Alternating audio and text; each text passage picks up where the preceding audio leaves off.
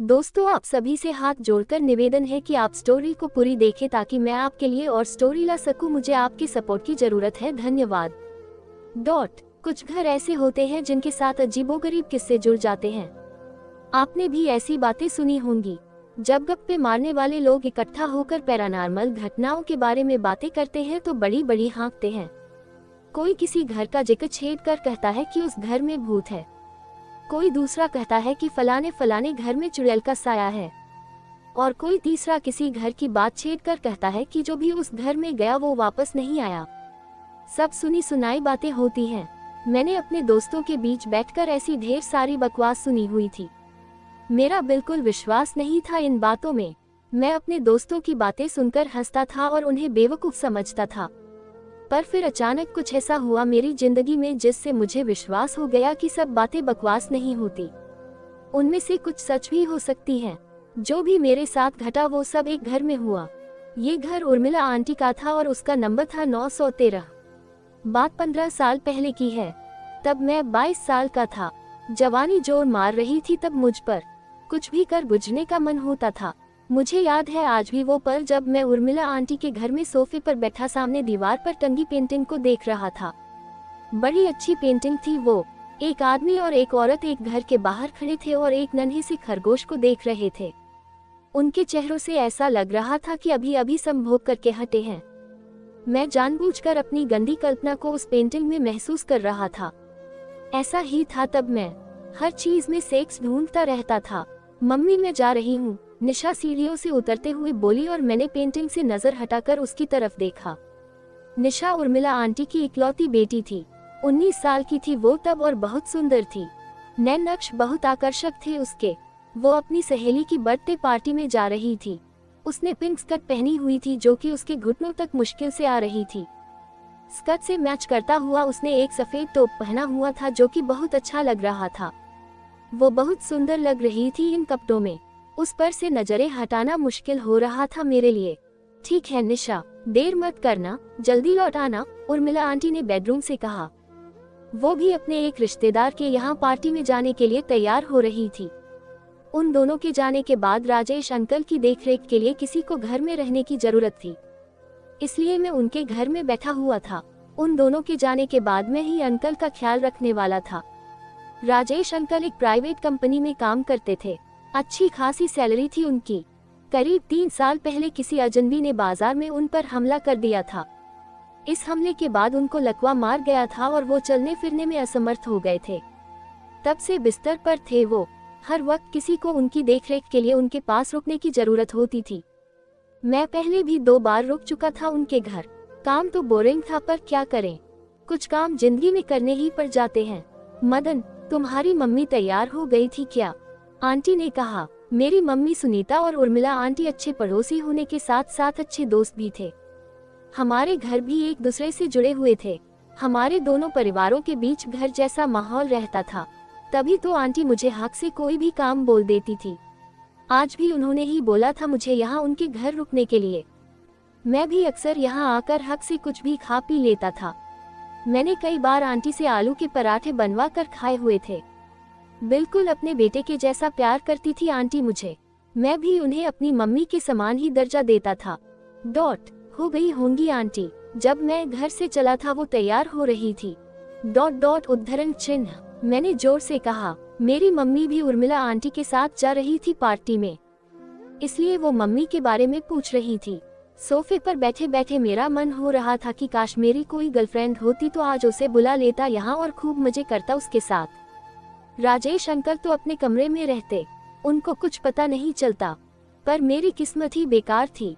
बहुत कोशिश की थी मैंने लड़की पटाने की पर अभी तक बात नहीं बनी थी, इसलिए कुंवारा था मैं अभी तक। एक बार भी वो आनंद मुझे नहीं मिल पाया था जिसकी मुझे चाह थी। इसलिए तो मैं हर चीज में सेक्स की कल्पना करने लगता था। क्या करता तड़प ही कुछ ऐसी होती थी सेक्स की उन दिनों में। एक पल को मन हुआ कि अपने किसी दोस्त को बोलूं अपनी गर्लफ्रेंड को यहाँ लाने के लिए। उन सब की गर्लफ्रेंड थी, क्या पता मुझे भी मौका मिल जाता उनके साथ कुछ करने का। पर ये ख्याल मुझे अटपटा सा लगा, इसलिए मैंने उसे त्याग दिया। मैंने गहरी सांस लेते हुए खुद को ये तसल्ली दी कि मैं आंटी और निशा के जाने के बाद अपने लैपटॉप पर ब्लू फिल्में देखूंगा। लैपटॉप साथ लाया था मैं और उसमें अच्छी खासी कलेक्शन थी फिल्मों की। ब्लू फिल्में देखने के ख्याल से ही मेरे शरीर में हलचल होने लगी। लंबी सांस लेकर मैंने खुद को शांत किया और निशा की तरफ देखते हुए बोला, तो आज निशा पार्टी में जा रही है?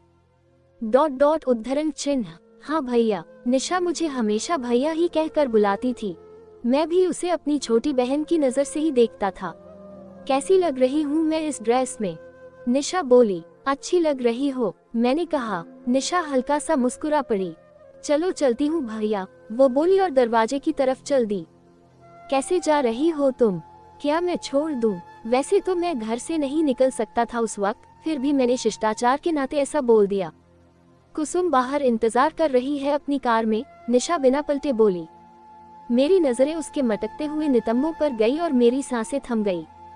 कसम से स्कर्ट में कैद उसके नितंब बड़े मस्त लग रहे थे। मन कर रहा था कि उन्हें बिना कपड़ों के देखूं। पहली बार नहीं देख रहा था मैं निशा के नितंबों को। जब से मैंने उसे पिछले हफ्ते एक लड़के के साथ देखा था कॉलेज लाइब्रेरी में, तब से मैं उसे चुपके चुपके देखता था। वो लड़का लाइब्रेरी में उसके नितंबों को सहला रहा था और वो खिलखिलाकर हंस रही थी। उसे जरा भी इल्म नहीं था कि मैं उसे देख रहा हूँ। इससे पहले कि उसकी नज़र मुझ पर जाती मैं वहां से निकल गया था। मुझे यकीन था कि आज रात पार्टी में वो लड़का फिर से निशा के नितंबों के साथ खेलेगा। इस बात ने मुझे बहुत परेशान कर दिया। मैं उसके नितंबों को दूर से ही देख सकता था, लेकिन वो लड़का उनके साथ खेल भी सकता था। यह उचित नहीं था, लेकिन मुझे पता था कि मैं कुछ नहीं कर सकता। वो मुझे भैया बोलती थी और मैं भी उसे बहन मानता था। मुझे उसे छूने का कोई अधिकार नहीं था। निशा अचानक दरवाजा खोलते खोलते रुक गई और अपनी गर्दन को सहलाने लगी। क्या हुआ निशा? मैंने कहा। कुछ दिनों से अचानक गर्दन में दर्द होने लगता है। उद्धरण चिन्ह। वो बोली। मैं उठकर निशा के पास गया और बोला, कहाँ होता है दर्द? उसने दाएं कान के ठीक नीचे उंगली रखकर कहा, यहाँ। उद्धरण चिन्ह। मैंने उसकी गर्दन को देखा। वहाँ कुछ नहीं दिखा। हाँ, मेरा दिल जरूर मचल उठा उसकी गर्दन को चूमने को, पर मैं ऐसा सोच ही सकता था, कर नहीं सकता था। मैं गहरी आह भर कर रह गया। क्या यार, मुझे इसे बहन नहीं मानना चाहिए था। इतनी सुंदर लड़की को कौन बहन मानता है? मैंने मन ही मन कहा। क्या हुआ भैया, कुछ है क्या गर्दन पर?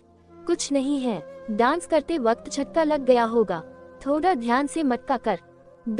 उद्धरण चिन्ह। मैंने कहा। निशा को गाने लगाकर डांस करने का बड़ा शौक था। अक्सर गाने लगाकर डांस किया करती थी वो। इससे उसकी एक्सरसाइज भी हो जाती थी और शौक भी पूरा हो जाता था। हाँ, मुझे भी यही लग रहा है। हफ्ते पहले ज्यादा ही डांस कर लिया था, उसी दिन झटका लगा होगा। निशा बोली। चिंता मत कर, ठीक हो जाएगा। उद्धरण चिन्ह। अच्छा भैया, अब चलती हूँ, अपना ख्याल रखना। उद्धरण चिन्ह। जी भैया। निशा के जाने के बाद मैं आंटी के बेडरूम की तरफ चल दिया।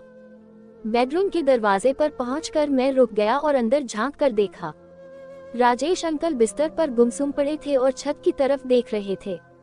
उनकी निराशा जायज थी। वक्त ने चलते फिरते इंसान को बिस्तर पर डाल दिया था। मैंने गहरी सांस ली और आंटी की तरफ देखा। वो गुलाबी साड़ी में लिपटी हुई शीशे के सामने खड़ी थी और खुद को चेक कर रही थी।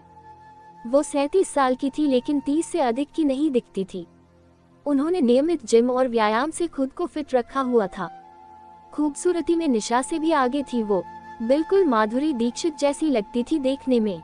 मेरी नजरें उनके नितंबों पर चली गई। अचानक साड़ी में लिपटे हुए वो बहुत ही मादक लग रहे थे। मैंने जल्दी से अपनी नजरें उनके नितंबों से हटा ली। मेरा मन विचलित हो गया था। वह मेरी माँ जैसी थी, मैं उनके नितंबों को ऐसे कैसे देख सकता था? आंटी ने मेरी उपस्थिति को महसूस किया और पीछे मुड़कर देखा। मैं तो तैयार हो गई, पर तुम्हारी मम्मी नहीं आए अब तक। उद्धरण चिन्ह। मम्मी का ऐसा ही है, बहुत टाइम लगाती है वो तैयार होने में। उद्धरण चिन्ह। मैंने हंसते हुए कहा, तुम आज बोर हो जाओगे यहाँ। उद्धरण चिन्ह। अरे नहीं आंटी, बोर नहीं होऊंगा मैं अपना लैपटॉप लाया हूँ ना साथ। कुछ ना कुछ देखता रहूंगा, और फिर टीवी तो है ही, बोर होने का चांस ही नहीं है। मैंने कहा, तुम्हारी मम्मी ने बताया है ना तुम्हें कि हम शायद सुबह ही आए वापस। उद्धरण चिन्ह। आंटी ने कहा, नहीं, उन्होंने तो कुछ नहीं बताया। उद्धरण चिन्ह। पार्टी खत्म होते होते बहुत रात हो जाएगी, इसलिए हम सोच रहे थे कि हम वहीं रुक जाएंगे और सुबह ही वापस आएंगे। डॉट डॉट उद्धरण चिन्ह। कोई बात नहीं आंटी, जैसा आपको ठीक लगे वैसा करना। निशा आ तो जाएगी जल्दी, पर फिर भी राजेश के साथ कोई आदमी ही रहे तो अच्छा होगा। डॉट डॉट उद्धरण चिन्ह। आंटी ने कहा, अंकल को बाथरूम में जाने के लिए किसी के सहारे की जरूरत होती थी और निशा ये काम नहीं कर सकती थी, इसलिए आंटी ऐसा बोल रही थी। कोई बात नहीं आंटी, मैं यही रहूंगा आपके वापस आने तक। डॉट डॉट उद्धरण चिन्ह। वैसे तुम्हारा यहाँ निशा के लिए भी रुकना जरूरी है, आजकल वो डरने लगी है बहुत ज्यादा। आंटी की बात ने मुझे अचंभे में डाल दिया। उसे किस चीज का डर है पता नहीं, बच्चों जैसी बातें करने लगी है इतनी बड़ी होकर। कहती है कि उसे अपने कमरे में डर लगता है। कल रात 1 बजे मेरे कमरे में आ गई थी अचानक और बोल रही थी कि मेरे साथ सोना है। अब मैं उसे यहाँ कहाँ सुलाती, मैंने उसे डांट कर भगा दिया था। आज भी बोल रही थी कि अगर हम वापस नहीं आएंगे तो वो अपनी दोस्त के घर रुक जाएगी। ये भी क्या बात हुई, जब उसे बताया कि तुम रुकोगे यहाँ तब वो घर वापस आने को तैयार हुई। डॉट डॉट उद्धरण चिन्ह। अकेली सोती है ना वो ऊपर, शायद कोई बुरा सपना देखकर डर जाती होगी। डॉट डॉट उद्धरण चिन्ह। मैंने कहा, हाँ शायद। अच्छा तुम हमारे बेडरूम के साथ वाले कमरे में आराम कर लेना, मैंने वो तुम्हारे लिए तैयार कर दिया है। ठीक है aunty. Dot dot thank you. इसे क्यों परेशान कर रही हो, इसे अपने घर जाने दो, मैं सो जाऊंगा जल्दी, किसी चीज की जरूरत नहीं रहेगी मुझे। डॉट डॉट रही बात निशा की, मैं उसे बोलूंगा कि यही लेट जाए। डॉट डॉट उद्धरण चिन्ह। अंकल ने कहा, वो लेट भी जाए यहाँ तो भी आपको बाथरूम नहीं करवा पाएगी। डॉट डॉट मदन को यहाँ रहना ही पड़ेगा, वैसे भी वो अपने ही कमरे में सोए तो बेहतर है। बड़ी हो गई है वो, बच्ची नहीं है अब, ऐसे बेकार में डरना ठीक नहीं। अरे मदन परेशान होगा। अंकल ने कहा, इसमें परेशानी की कोई बात नहीं अंकल, अपने ही अपनों के काम आते हैं। मैंने कहा, सही कहा बेटा तुमने। डॉट डॉट तुम्हारी इन्हीं बातों के कारण तुम्हें अपने बेटे जैसा मानती हूँ मैं। डॉट डॉट उद्धरण चिन्ह। आंटी ने कहा, मैं भी आपको माँ समान मानता हूँ आंटी। डॉट डॉट आपको पता ही है। मैंने कहा। आंटी मुस्कुरा पड़ी, हंसते हुए, और भी ज्यादा सुंदर लग रही थी वो। मैं उन्हें देखता ही रह गया और मन ही मन दुआ करने लगा कि काश मुझे आंटी जैसी ही बीवी मिले। अरे याद आया, तुम्हें मुझे 1000 रुपये देने हैं, आंटी ने कहा और अपने पर्स से 1000 रुपये निकाल कर मुझे थमा दिए। किस चीज के पैसे हैं ये आंटी?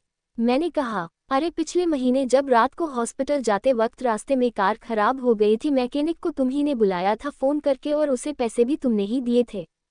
ये वही है, रोज भूल जाती थी, शुक्र है आज याद आ गया। पिछले महीने अचानक अंकल की हालत खराब हो गई थी रात को, आंटी ने मुझे फोन करके उठाया था। मैं ही अपने पापा की कार में अंकल और आंटी को बैठा कर हॉस्पिटल ले गया था, पर हॉस्पिटल पहुंचने से पहले अचानक रास्ते में कार खराब हो गई थी। मेरे पास एक मैकेनिक का नंबर था, उसने 15 मिनट में आकर कार ठीक कर दी थी और फिर हम हॉस्पिटल चले गए थे टाइम से। अंकल को एसिडिटी हो गई थी बाहर का पनीर खाकर, डॉक्टर ने दवाई देकर तुरंत छुट्टी कर दी थी उनकी। मुझे सब याद था, बस यूं ही अच्छा बनने का नाटक कर रहा था आंटी के सामने। इसकी कोई जरूरत नहीं आंटी। मैंने कहा, जरूरत क्यों नहीं? डॉट डॉट तुम्हारा खर्चा हुआ था, रख लो, आप मुझे 2-3 बार आलू के पराठे बनाकर खिला देना। डॉट डॉट हिसाब बराबर हो जाएगा, वो तो तुम्हें वैसे ही मिल जाएंगे। डॉट डॉट उसकी क्यों चिंता करते हो, चलो रख लो पैसे चुपचाप जेब में। डॉट डॉट उद्धरण चिन्ह। तभी मेरी मम्मी दाखिल हुई घर में और आंटी के कमरे की तरफ आते हुए बोली, अरे उर्मिला तुम तैयार हुई कि नहीं? डॉट डॉट प्रश्नवाचक चिन्ह उद्धरण चिन्ह। मैं तैयार हूँ, तुम्हारा ही इंतजार कर रही थी, आंटी बोली। मम्मी अंदर आकर मेरे पास रुक गई और मुझे घर की चाबी थमाते हुए बोली, तुम्हारे पापा का फोन आए तो उन्हें बता देना कि मैं उर्मिला के साथ किसी पार्टी में गई हुई हूँ। उनका फोन नहीं मिल रहा था, और हाँ घर का ध्यान रखना, हो सकता है हम सुबह ही आए। डॉट डॉट उद्धरण चिन्ह। मेरे पिता सरकारी विभाग में थे, अभी 1 महीना पहले ही उनकी कलकत्ता ट्रांसफर हुई थी। मुझे अपनी B.Com पूरी करने में अभी 7 महीने और लगने थे। डॉट डॉट इसलिए वो मुझे और मम्मी को दिल्ली में ही छोड़कर कलकत्ता चले गए थे, क्योंकि हमारा भी 3 लोगों का ही परिवार था। मम्मी के पार्टी में जाने के बाद हमारा घर बिल्कुल खाली रहने वाला था आज की रात। इसलिए मम्मी घर का ध्यान रखने को बोल रही थी। ठीक है मम्मी, मैं ध्यान रखूंगा। आंटी राजेश अंकल के पास गई और उनके कंधे को छूकर बोली, हम जा रहे हैं। मदन है यहाँ, वो तुम्हारा पूरा ध्यान रखेगा। ध्यान से जाना, अंकल ने कहा। ध्यान से ही जाएंगे, बाय। आंटी जब दरवाजे की तरफ जा रही थी, मेरा मन हो रहा था कि मैं एक बार फिर से साड़ी में लिपटे हुए उनके मादक नितंबों को देख लूं, पर मैंने अपनी नज़रों को काबू में रखा, उन्हें वहां से दूर ही रखा। Comment in part 2।